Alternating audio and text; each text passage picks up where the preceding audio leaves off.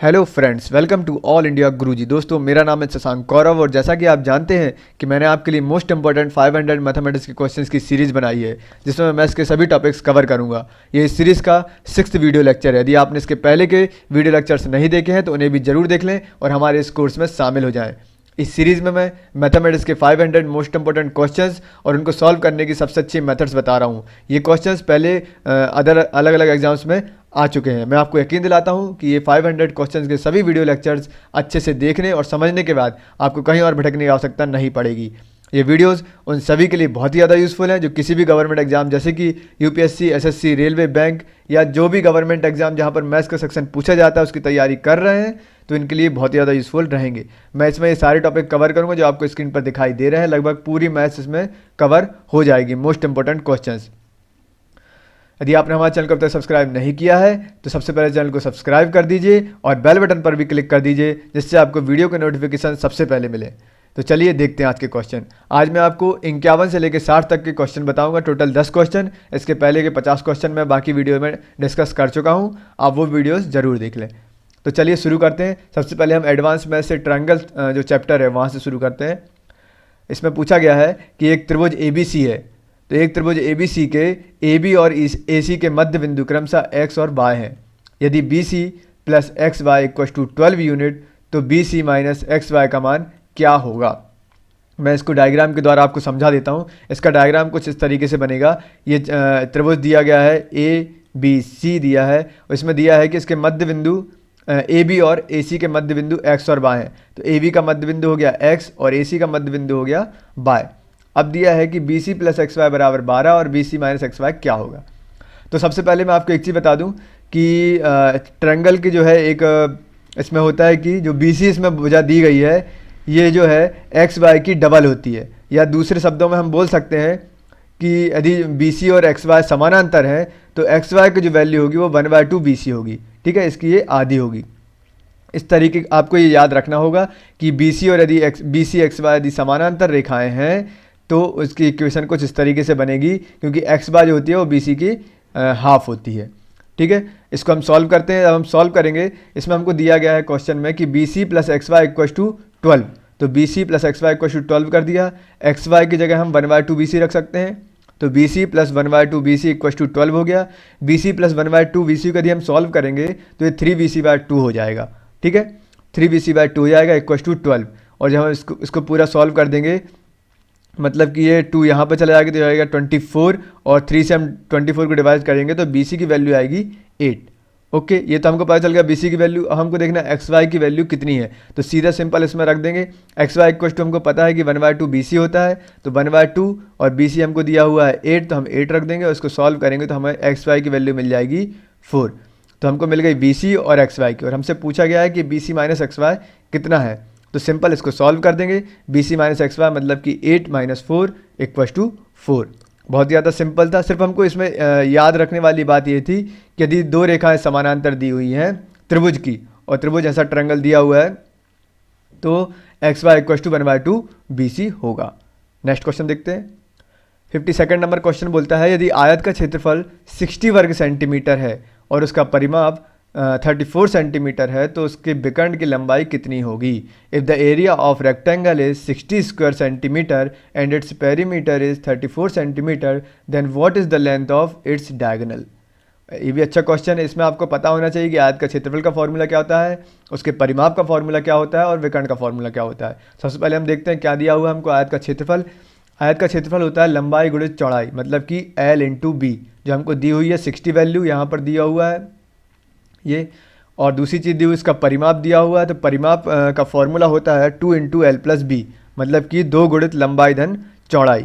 तो इसकी वैल्यू हमको 34 यहाँ पर दी हुई है। इससे हम वैल्यू निकाल लेंगे L प्लस B की। L प्लस B हो जाएगा 17, क्योंकि ये 2 से इस 34 को कट कर देंगे तो आएगा 17।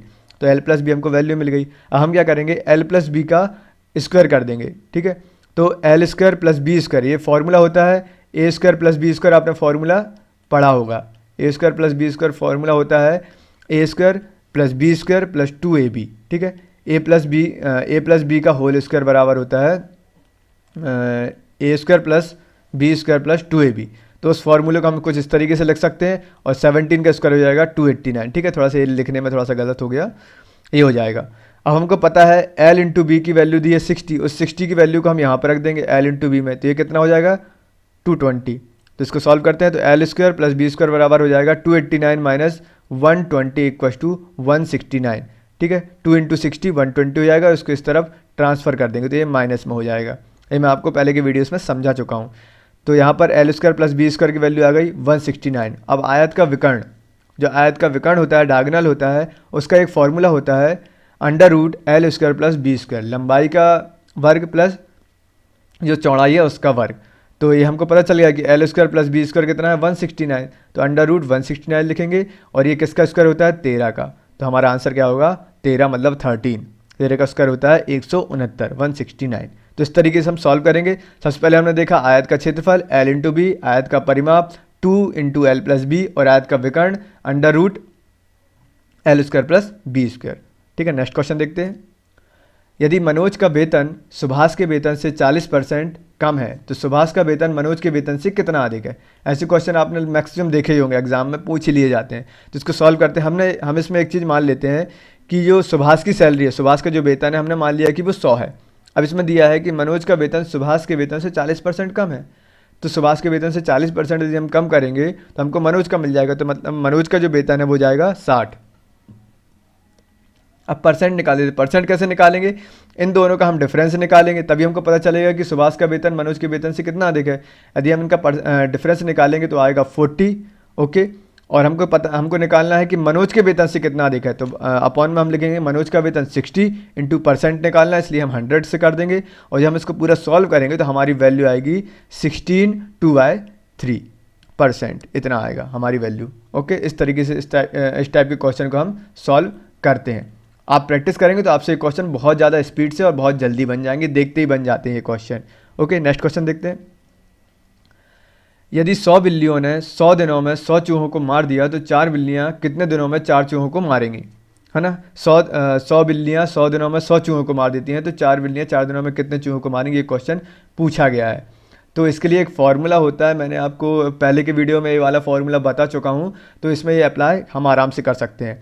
M1 into D1 upon W1 equal to M2 into D2 upon W2। इसमें इस तरीके से वैल्यू पुट कर देंगे कि 100 बिल्लियों ने 100 दिनों में कितने चूहे मारे, 100। ठीक है, अब इसमें सेकंड पोर्शन में दिया हुआ है कि 4 बिल्लियाँ कितने दिनों में 4 चूहे मारेंगी, तो 4 बिल्लियाँ हमने मान लिया कि वो X दिनों में मानेंगी, है ना। X दिनों में कितने चूहे को मारना है, 4 को, बस इसको सॉल्व करना है तो हमको ये X पता चल जाएगा। या 100 से 100 ये कटेगा, ये 4 से 4 कट जाएगा, तो X इक्वल टू 100 डेज, मतलब कि 4 बिल्लियाँ 4 चूहों को 100 दिनों में मारेंगी।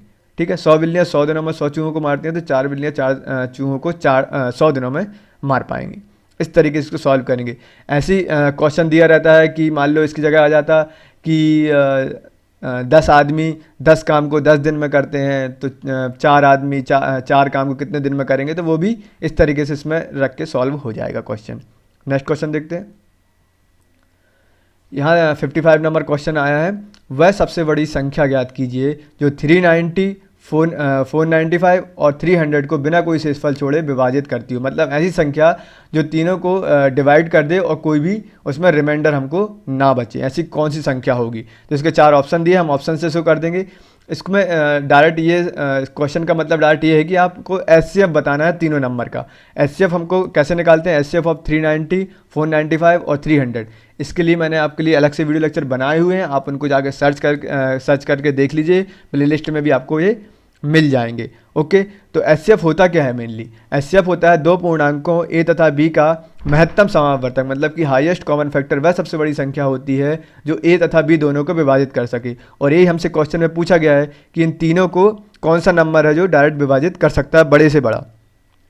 तो मैं आपको वो मेथड यहाँ पे नहीं बताऊंगा। इसमें जो ऑप्शन दिए होते हैं आप उनसे भी सॉल्व कर सकते हैं। कभी कभी ऑप्शन थोड़ा सा टिपिकल दे देते हैं, लेकिन इसमें ऑप्शन अच्छे दिए हुए हैं तो हम ऑप्शन से इसको सॉल्व कर लेते हैं। यदि आपको मेथड देखनी है तो आप प्लेलिस्ट में जाकर एचसीएफ एलसीएम करके एक वीडियो मैंने बनाया हुआ है कंसेप्ट का, आप उसमें देख लीजिए, बहुत अच्छे से समझाया हुआ है मैंने।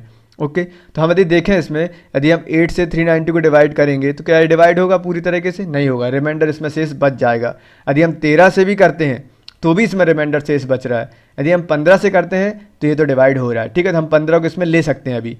और 21 से यदि हम किसी भी संख्या को इनमें से डिवाइड कर रहे हैं तो कोई भी संख्या पूरी तरीके से डिवाइड नहीं हो रही, तो हमको देख के समझ में आ गया कि इसका आंसर 15 ही होने वाला है ना। लेकिन हम इसको सॉल्व करते हैं, सॉल्व करेंगे तो हम उसके लिए मेथड मैंने आपको बता दी है, इसमें हम सॉल्व नहीं करने वाले हैं, सिर्फ हम देखेंगे कि 15 से डिवाइड होता है कि नहीं। तो 15 से यदि हम इसको डिवाइड करते हैं तो यहाँ पे 15 दूनी यहाँ पर 30 हो जाएगा, और यहाँ पर हो जाएगा बचेगा 9 और ये 90, ये भी कट जाएगा। ये तीनों संख्याएं जो हैं वो 15 से ईजिली डिवाइड हो जाएंगी। तो वो सबसे बड़ी से बड़ी जो संख्या होगी वो 15 हो जाएगी। तो सबसे बड़ी संख्या क्या होगी? 15, जो हमारा आंसर है। इसकी मेथड आपको देखना है तो आप मैंने बता दिया है, वहाँ से आप देख सकते हैं। ओके, नेक्स्ट क्वेश्चन देखते हैं। 80 किलोमीटर प्रति घंटा की गति से चल रही यात्री गाड़ी मालगाड़ी के स्टेशन छोड़ने के 6 घंटे बाद रेलवे स्टेशन छोड़ती है और 4 घंटे में उससे आगे निकल जाती है। 56 नंबर क्वेश्चन में पूछा गया है 80 किलोमीटर प्रति घंटा की गति से चल रही यात्री गाड़ी मालगाड़ी के स्टेशन छोड़ने के 6 घंटे बाद रेलवे स्टेशन छोड़ती है और 4 घंटे में उससे आगे निकल जाती है, तो मालगाड़ी की गति बताइए। मतलब मालगाड़ी की स्पीड हमको इसमें फाइंड करनी है। इसमें क्वेश्चन में सिंपल ये पूछा गया है कि एक पैसेंजर गाड़ी है, उसकी जो स्पीड है वो दी गई है 80 किलोमीटर प्रति घंटा, और एक मालगाड़ी दी है, उसकी स्पीड नहीं दी गई, जो हमको फाइंड करना है। तो इसमें सिंपल ये बोला गया है कि दोनों गाड़ी मतलब स्टेशन पे खड़ी हुई हैं और मालगाड़ी पहले स्टेशन छोड़ देती है, उसके 6 घंटे बाद पैसेंजर ट्रेन स्टेशन छोड़ती है, लेकिन 4 घंटे बाद जो है पैसेंजर वो मालगाड़ी से आगे निकल जाती है। तो हमको इसमें मालगाड़ी की स्पीड बताना है, ठीक है। मालगाड़ी की स्पीड ऑब्वियसली ज़्यादा ही मतलब कम होगी, ठीक है। तो इसमें देखते हैं कैसे करना है। यात्री गाड़ी द्वारा 4 घंटे में तय की गई दूरी और मालगाड़ी द्वारा 10 घंटे में तय की गई दूरी बराबर होगी। क्यों बराबर होगी? क्योंकि 4 घंटे बाद ही पैसेंजर जो है वो मालगाड़ी को क्रॉस कर जाएगी और मालगाड़ी ऑलरेडी 6 घंटे पहले निकली थी, तो 6 + जो 4 होगा वो हो जाएगा 10। टोटल 10 घंटे मालगाड़ी को क्रॉस करने में लगेंगे। तो इसको सॉल्व करते हैं। हमको इसमें फाइंड करना है कि मालगाड़ी की स्पीड कितनी है। हमने मान लिया कि वो x किलोमीटर प्रति घंटा है, ठीक है। तो इसमें दोनों इक्वल है, दोनों की स्पीड हमने इक्वल कर दी है यहाँ पर। तो 80 × 4, 80 × 4 क्यों किया गया है? क्योंकि जो पैसेंजर ट्रेन है उसकी स्पीड है 80 और टोटल टाइम वो ले रही है कितना? 4 घंटे का। ये distance upon speed equal to distance upon time जो फॉर्मूला होता है उससे हमने इसको इस तरीके से लिखा हुआ है। हमको यहाँ पर स्पीड दी गई है और टाइम दिया गया है, ठीक है। इस तरफ आ जाएगा तो ये डिस्टेंस से हम फाइंड कर लेते हैं। इक्वल टू मालगाड़ी का दिया है हमको कितना, इसमें स्पीड तो दी नहीं गई है, टोटल टाइम 10 घंटे का दिया गया, तो x × 10 करेंगे। इसको सॉल्व करेंगे, 10 से 320 कट करेंगे तो हमारी वैल्यू आ जाएगी x = 32 किलोमीटर प्रति आवर, ठीक है, 32 किलोमीटर प्रति घंटा। ये हमारी मालगाड़ी की स्पीड इसमें हमने फाइंड कर ली। चलिए नेक्स्ट क्वेश्चन देखते हैं। 57 नंबर क्वेश्चन, कोई धनराशि a और b के बीच 5:6 के अनुपात में वितरित की जाती है, मतलब डिवाइड की जाती है। यदि b को 360 रुपये मिले हैं तो धनराशि क्या थी? मतलब टोटल अमाउंट इसमें पूछा गया है। इसमें b का अमाउंट बता दिया गया है और टोटल अमाउंट इसमें पूछा गया है। तो इसमें दिया गया है कि a अनुपात b कितना हो गया? 5:6, टोटल 11 यूनिट हो गया ये। ओके, हमको इसमें मतलब यदि हम दोनों को इसमें जोड़ दें इक्वल टू 11 हो जाएगा। टोटल यूनिट कितना हो जाएगा? 11, ठीक है। और हमको दिया गया है इसमें b को 360 रुपये मिले और b को टोटल यूनिट कितना मिला है? 6 यूनिट। टोटल में से 6 यूनिट b को मिला है, मतलब कि 6 यूनिट बराबर हो जाएगा 360। ओके, और हमको इसमें यदि हम इसमें फाइंड कर लें कि 1 यूनिट कितना है तो हम इजीली निकाल लेंगे कि टोटल कितना है। तो 1 यूनिट फाइंड करने के लिए हम 6 से 360 को डिवाइड कर देंगे तो हमको मिल जाएगी 1 यूनिट बराबर 60, है ना। मतलब कि जो 1 यूनिट है वो 60 रुपये के बराबर है और टोटल हमको पता है 11 यूनिट है। तो कुछ नहीं करना है, इसमें 11 × 60 कर देंगे तो हमारी वैल्यू जाएगी 660 रुपये। तो टोटल धनराशि जो है वो है 660 रुपये। यदि इसमें पूछ लेता ए को कितना मिला तो हम इसमें 5 से डिवाइड कर देते तो ए की वैल्यू भी इसमें फाइंड की जा सकती थी। तो चलिए नेक्स्ट क्वेश्चन देखते हैं अभी। 58 नंबर क्वेश्चन, एल्जेब्रा से यदि a + 1/a = 2 हो तो a⁵ + 1/a⁵ का मान कितना होगा? ठीक है, तो इसमें सिंपल ये पूछा गया है कि a + 1/a = 2 है, तो जो क्वेश्चन दिया है इसकी वैल्यू को फाइंड करना है। इसको फाइंड करने के कई तरीके होते हैं, हम फॉर्मूले लगाकर भी फाइंड कर सकते हैं, लेकिन अभी इसको हम डायरेक्ट भी सॉल्व कर सकते हैं। यदि हम इसमें वैल्यू a की जगह 1 रख दें, यदि हम a = 1 यदि इसमें रख देते हैं तो यदि हम इसको सॉल्व करते हैं तो हमारा 2 आंसर आएगा, मतलब कि वो a बराबर 1 इसको सेटिस्फाई तो कर रहा है। यदि a बराबर a की वैल्यू 1 है, यदि हम a की value a to the power 5 और a to the 1 upon a to the power 5 में रख दें तो हमको आंसर मिल सकता है। हम ऐसे ही करेंगे, a to the power 5 plus 1 upon a to the power 5 equals to 1 to the power 5 plus 1 upon 1 to the power 5। तो यदि 1 की घात 5 है तो बराबर 1 ही होगा, और 1 की घात 1 अपॉन 1 की घात 5 है तो टोटल भी 1 होगा। तो हमारा आंसर कितना आ जाएगा, 1 प्लस 1 इक्वल्स टू 2। ठीक है, बहुत ज़्यादा सिंपल था। हमने फाइंड कर लिया कि a की वैल्यू 1 ही होने वाली है, इसलिए इजीली सॉल्व हो गया, बहुत जल्दी सॉल्व हो गया। नेक्स्ट क्वेश्चन देखते हैं। 59 क्वेश्चन, किसी वस्तु पर 15% की हानि हो तो उसके क्रय मूल्य और विक्रय मूल्य का अनुपात बताइए। ओके, तो इसको सॉल्व करते हैं। हम मान लेते हैं कि क्रय मूल्य कितना है। मैं आपको एक बार और याद दिला दूं कि जब भी कोई भी परसेंटेज का क्वेश्चन करते हैं तो इसमें 100 वैल्यू यदि आप मान लेते हैं तो आप आसानी से क्वेश्चन को सॉल्व कर पाते हैं। हमने मान लिया कि जो उसका क्रय मूल्य है वो 100 है। अब इसमें दिया है किसी वस्तु पर 15% की हानि हो। ठीक है, यदि इसमें हानि हो रही है तो हम उसको कितने परसेंट में बेच रहे हैं, 85 में। मतलब 100 रुपये की चीज़ को यदि हम 85 रुपये में बेचेंगे तो हमको 15% की हानि इसमें होने वाली है। तो हमको क्रय मूल्य पता चल गया 100 है, विक्रय मूल्य पता चल गया 85 है।